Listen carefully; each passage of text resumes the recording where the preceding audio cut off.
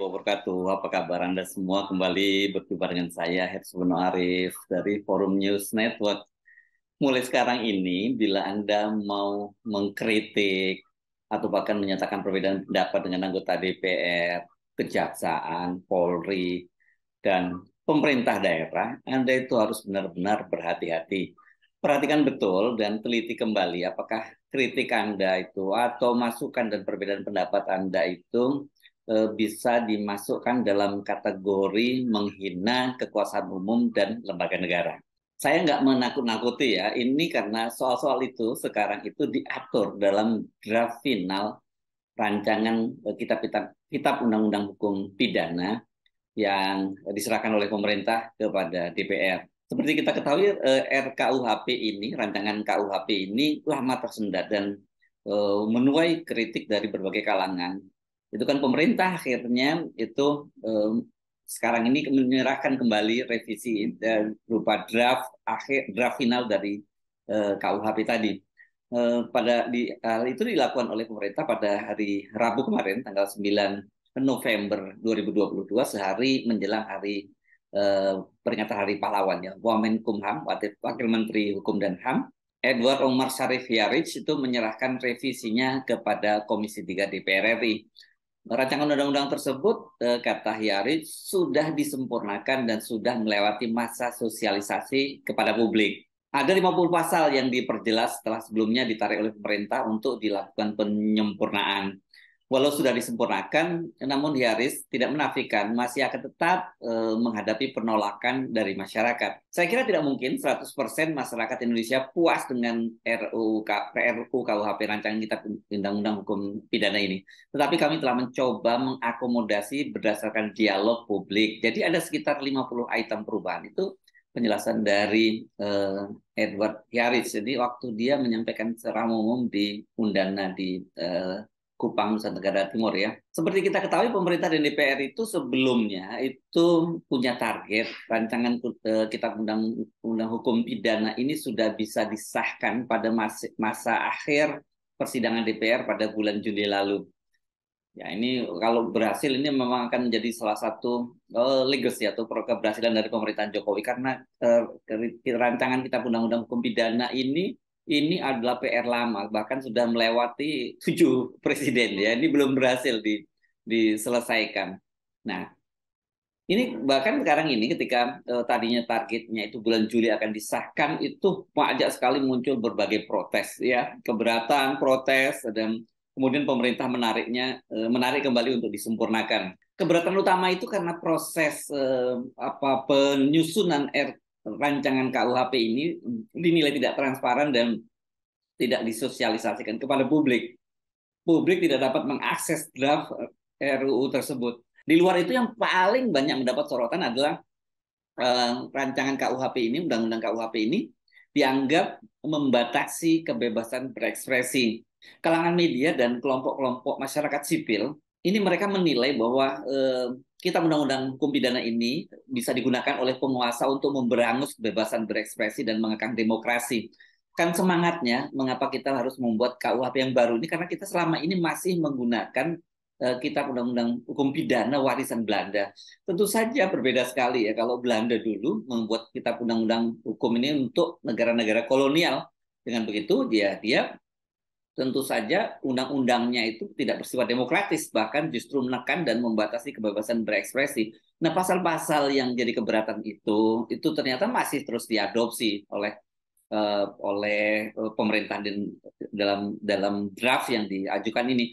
Dan ini tentu saja berbeda sekali dengan semangat demokrasi. Bagaimana mungkin ketika kita ingin membebaskan diri dari KUHP yang dulu itu bagian dari upaya pemerintah kolonial untuk mengekang kebebasan berekspresi dan juga demokrasi di kalangan rakyat pribumi, rakyat jajahan Indonesia. Nah, sekarang ketika kita merdeka, kemudian penguasa juga menggunakan instrumen undang-undang ini untuk mengekang kebebasan sipil dan juga demokrasi. Ini yang jadi banyak disoroti kalangan media, itu bahkan sampai melakukan lobby-lobby kepada pemerintah. Nah, kemudian karena itulah pemerintah kemudian menarik kembali draft itu dan dilakukan revisi. Seperti yang tadi katakan, sudah ada revisi sekitar 50 item tadi. Nah, Presiden Jokowi sendiri pada bulan September, ini bulan September tahun 2022 ini, itu memerintahkan agar rancangan KUHP itu disosialisasikan di 11 kota di Indonesia. Medan, Palembang, Bandung, Surabaya, Samarinda, Makassar, Pontianak, Manado, Denpasar, Manokwari, dan Ternate itu dipilih sebagai 11 kota untuk dilaksanakan sosialisasi kitab undang-undang hukum pidana ini. Dan ada 12 poin yang disosialisasikan itu. Misalnya soal penghinaan presiden melalui media sosial itu kan ada diancam hukuman 4,5 tahun penjara, kritik terhadap presiden dan wapres yang sekarang menjadi tidak dihukum dan tidak ada hukuman mati terhadap para koruptor. Selain itu ada pasal-pasal lain ya, tadi soal penodaan hukum, penodaan agama, promosi santet, kemudian gelandangan juga yang dihukum, bahkan juga soal ngeperang yang akan didenda, soal kumpul kebo dan perluasan terhadap rumusan perkosaan, termasuk di dalamnya ini yang diatur adalah soal oral seks. Dalam draft versi 6 Juli 2022 yang tadinya mau dipaksakan disahkan itu ada sebanyak 632 pasal. Sedangkan versi yang kemarin, versi 9 November itu ada 627 pasal. Jadi setidaknya ada 5 pasal yang dihapus. Tapi ini sebenarnya nggak persis seperti itu, kan ada yang dihapus, ditarik atau ada ditambahkan. Dalam rapat kerja dengan Komisi 3 kemarin, draft itulah yang diserahkan oleh Wamenkumham. Dalam draft yang diterima oleh media itu ketentuan pidana penyerangan atas harkat dan martabat presiden dan wakil presiden tetap dipertahankan. Namun hukumannya itu dikorting dari 3,5 tahun menjadi 3 tahun. Apa sih maksudnya yang dimaksud dengan menyerang kehormatan dan harkat martabat diri ini seorang presiden ini? Dalam pasal 28, dalam penjelasan pasal 218 dinyatakan yang dimaksud dengan menyerang kehormatan atau harkat martabat diri itu merupakan merendahkan atau merusak nama baik atau harga diri, termasuk menista atau memfitnah. Dalam draft terbaru, pasal ini juga disebutkan merupakan delik aduan dengan ketentuan harus presiden atau wakil presiden langsung yang melaporkannya kepada penegak hukum. Jadi kalau kemudian misalnya katakanlah sekarang presidennya Pak Jokowi dan Pak Ma'ruf Amin ini merasa harkat martabatnya dia direndahkan oleh seseorang atau mungkin juga oleh media, saya tidak tahu ini mungkin aturannya seperti itu, harus diperjelas juga. Itu yang boleh mengadukan itu ya langsung Presiden Jokowi sendiri dan Pak Ma'ruf Amin. Nah, bunyi pasal 218 ayat 2 dalam draft terbaru itu disebutkan bahwa tidak merupakan penyerangan, maksud saya tidak merupakan penyerangan kehormatan atau harkat dan martabat sebagaimana diatur sebagaimana dimaksud dalam pasal dalam ayat 1 jika perbuatan itu dilakukan untuk kepentingan umum atau pembelaan diri. Penjelasan terbaru tentang pasal 218 itu di ayat 2 itu yang dimaksud dengan dilakukan untuk kepentingan umum adalah melindungi kepentingan masyarakat yang diungkapkan melalui hak berekspresi dan hak berdemokrasi, misalnya melalui unjuk rasa, kritik atau pendapat yang berbeda dengan kebijakan presiden dan atau wakil presiden.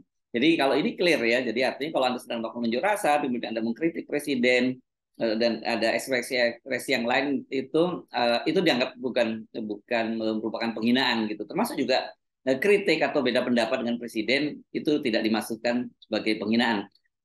Dalam negara demokratis itu penjelasannya, kritik itu menjadi hal penting sebagai bagian kebebasan berekspresi yang sedapat mungkin bersifat konstruktif walaupun mengandung ketidaksetujuan terhadap perbuatan, kebijakan atau tindakan presiden dan atau wakil presiden.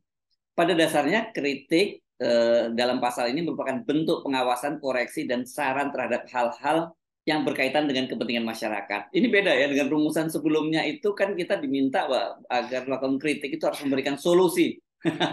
Nah, ini soal solusi itu kelihatannya nggak masuk lagi. Pasal lain yang masih dipertahankan itu adalah pasal penghinaan kepada kekuasaan umum. Nah, ini yang saya kira saya ingin bahas secara serius nih, karena ancaman hukumannya itu 18 bulan penjara. Nah, dalam pasal 349 ayat 1 itu bunyinya seperti ini. Setiap orang yang di muka umum dengan lisan atau tulisan menghina kekuasaan umum atau lembaga negara dipidana dengan pidana penjara paling lama 1 tahun 6 bulan atau pidana denda paling banyak kategori 2. Hukuman akan diperberat bila penghinaan menyebabkan kerusuhan. Nah, ini penting juga ini karena beberapa waktu yang lalu kita kan pernah hakim itu menafsirkan kerusuhan dalam kasus Habib Rizik itu termasuk kerusuhan di media sosial. Apakah ini yang termasuk di situ? Karena kalau tidak, kalau ini masuk di situ itu berbahaya sekali dan itu sudah jadi keputusan di pengadilan. Jadi semacam jurisprudensinya ada. Karena dalam faktanya misalnya itu bisa saja kerusuhan di media sosial itu kemudian direkayasa terutama oleh kalangan buzzer. Dalam hal tindak pidana sebagaimana dimaksud ayat A1 itu yang mengakibatkan kerusuhan dalam masyarakat dipidana dengan pidana penjara paling lama 3 tahun atau pidana denda paling banyak kategori 4. Itu bunyi pasal 349 ayat 1. Di ayat 3 ditegaskan tindak pidana sebagaimana dimaksud pada pada ayat 1 hanya dapat dituntut berdasarkan aduan pihak yang dihina. Nah, jadi ini artinya ini juga delik aduan.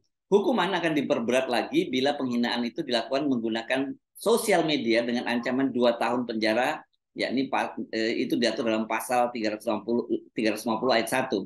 Bunyinya begini, setiap orang yang menyiarkan, mempertunjukkan atau menempelkan tulisan atau gambar atau memperdengarkan rekaman atau menyebarluaskan melalui sarana teknologi informasi yang berisi penghinaan terhadap kekuasaan umum atau lembaga negara dengan maksud agar isi penghinaan tersebut diketahui oleh atau lebih diketahui oleh umum, dipidana dengan pidana penjara paling lama 2 tahun atau pidana denda paling banyak kategori 3. Wah, ini jadi ini eranya media sosial ya dan banyak sekali orang melakukan itu. Ketimbang saya kira ini hati-hati ya dengan jempol Anda karena ketika ini nanti disahkan ini bahaya mengintai Anda. Tidak pidana sebagaimana dimaksud pasal ayat 1 hanya dapat dituntut berdasarkan aduan pihak yang dihina tadi yang disebutkan ya saya sebut tadi delik aduan. Lalu Anda pasti bertanya-tanya apa yang dimaksud dengan kekuasaan umum? Dalam penjelasan disebutkan tegas yang dimaksud apa kekuasaan umum itu adalah sebagai berikut. Ketentuan ini dimaksudkan agar kekuasaan umum atau lembaga negara dihormati. Oleh karena itu, perbuatan menghina terhadap kekuasaan umum atau lembaga tersebut dipidana berdasarkan ketentuan ini. Yang dimaksud dengan kekuasaan umum atau lembaga negara antara lain Dewan Perwakilan Rakyat, anggota DPR ya. Nah, kalau Anda hati-hati, ini Anda dianggap menghina atau mengkritik anggota DPR melalui media sosial dan mereka tidak terima, Anda bisa dilaporkan. Kemudian Dewan Perwakilan Rakyat Daerah, termasuk jadi anggota DPRD juga ini. Kepolisian Negara Republik Indonesia, Kejaksaan Republik Indonesia, atau pemerintah daerah. Jadi ini clear ya tadi, anggota DPR RI, anggota Dewan Perwakilan Rakyat, Dewan Perwakilan Rakyat Daerah, kemudian polisi, kejaksaan, dan pemerintah daerah. Pemerintah daerah ini tentu saja pemerintah provinsi, kota, dan kabupaten. Tapi kok saya tidak melihat di sini ada DPD ya? Apakah DPD itu bukan dianggap sebagai kekuasaan umum? Semua tadi itu bisa dilakukan dengan dengan delik aduan ya. Karena disebutkan bahwa tindak pidana sebagaimana dimaksud pada ayat 1 hanya dapat dituntut berdasarkan aduan pihak yang dihina. Itu bunyi pasal 351 ayat 3. Nah, Anda tentu bertanya, tapi siapa yang punya hak mengadu mewakili lembaga atau kekuasaan umum itu?